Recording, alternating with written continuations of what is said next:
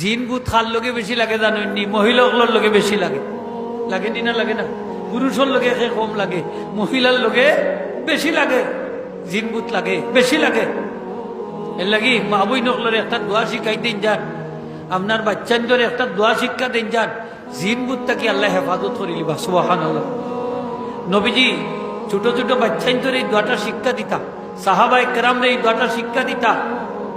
এখানে যে এই দোয়াটা শিখি নিলে তারা বদনজর লাগতো না, জিন ভূতে আসর করতো না, জিন ভূতেরও আসর থাকি তারা মুক্ত হয়ে যাব। সুবহান। হযরত আব্দুল্লাহ ইবনে উমর রাদিয়াল্লাহু তাআলা আনহু তান সন্তান সন্ততি হলে এই দোয়াটা শিক্ষা দিতা। কিন্তু যারা একবারে ছোট, যারা এই দোয়াটা উচ্চারণ করতে পারতো না, পড়তে পারতো না, মুখস্থ করতে পারতো না, তারার কাগজের মাঝে লেখা তারার গলার মাঝে ঝুলাইয়া দিতা। সহজ আছে, আমার লোকে পড়ুকা, আপনি নিজে মুখস্থ করবা, নিজে পড়বা, আপনার বাচ্চা কাচ্চা তোরে শিখাই দিবা, জিন ভূতের আসর থাকি মুক্ত হয়ে যাবা। সুবহানাল্লাহ।